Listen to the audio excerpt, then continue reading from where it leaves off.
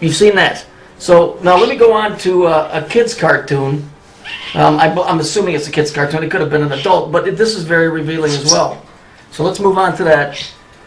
Always backing up my work.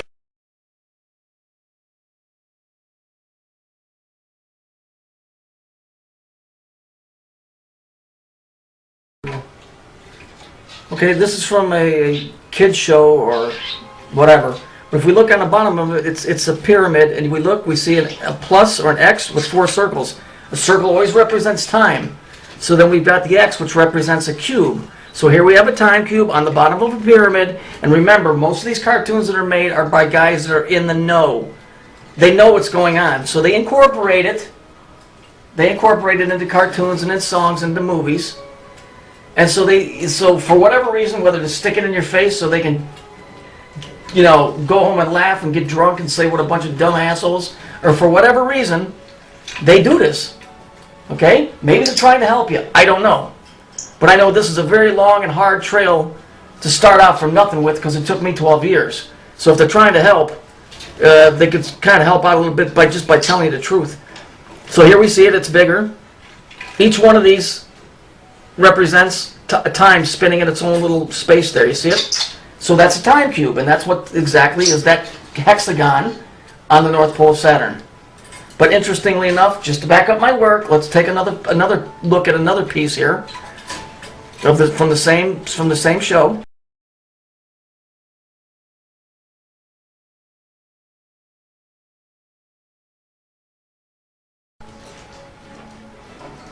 I want you to look up at the very top. You see it? What do we got up there? It's an X. This is not a pyramid. Look at it like a sidewalk, like you're standing on a sidewalk, and you're looking way down the sidewalk, and it comes to a point. It's an illusion. You think it's a pyramid. It's not. It's a cube. All they did is they slanted the sides in.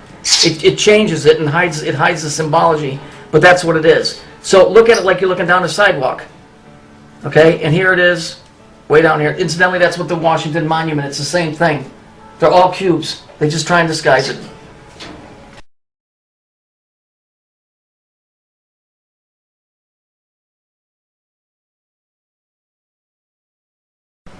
Now this is interesting. This is the Georgia Guidestones. For you that don't know what they are, somebody put them up in the 70s, and it's got all of these mandates of what mankind should do. And on one of these it says that we should have one universal language. Well, that's interesting, because that's what they had when they were trying to pull the Tower of Babel stint. Because see, everything's based off of sound. That's why you have so many words that sound the same but are spelled differently. Because it's the tone. It has nothing to do with the way the word is spelled. So we need a one world language. Very interesting, because we're going to try it again, right?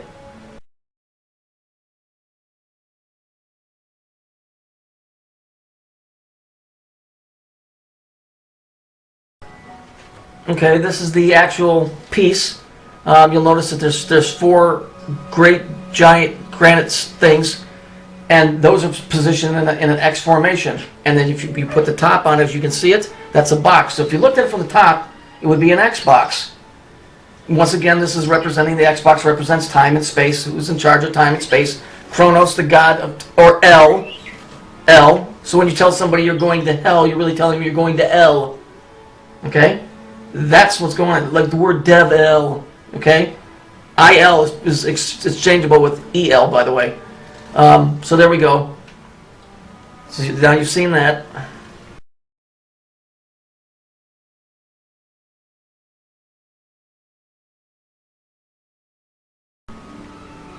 Now here it tells you that the Tower of Babel, blah blah blah, from Bab-El, the door of El, and we know that's Saturn, so it's the doorway to Saturn.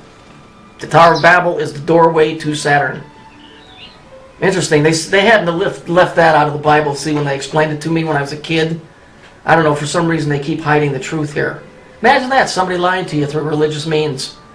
Next thing you know, they'll be telling you that they're lying in politics. Heaven forbid.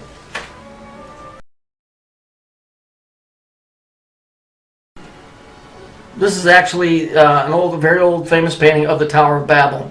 It's interesting because now we're going to look at a building that's in Europe. Europe has run the world for 2,000 years. Okay, and the Vatican runs Europe. Isn't that interesting? Then you wonder why the United States is in the position it's in. But let's take a look. Here we're going to see it's called the EU building. And it's like their White House, I guess, for the whole European Union. So let's take a look at it. Looks pretty familiar, don't it? Looks almost the same. Gee whiz. Again, who'd have seen that coming? So they've got a building that looks like the Tower of Babel. And in the United States, in the UN building, we have a big black cube which represents Saturn. Gee whiz, how could things go any better?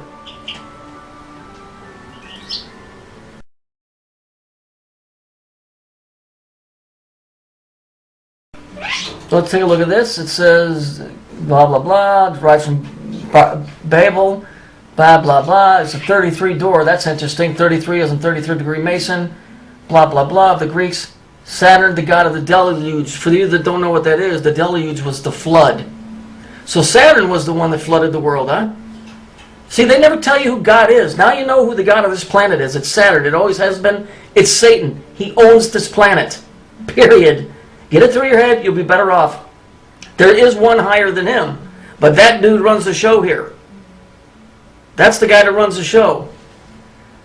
The rainbow that you always see you're looking at the rings of Saturn. Okay, yes, you see a rainbow, but this is in direct correlation with the planet Saturn. And so that's it for this video. Once again, we learned something, I hope. We know that they're trying to blast a doorway to Saturn, and or they already have. Maybe that's what the Norway spiral was. Some weird things going on in government, which makes me wonder if things didn't come in. Maybe we're not trying to get out. Maybe we're trying to get them in. Anyway, that's where we're at. Thanks a lot. Bye. Sorry for the birds.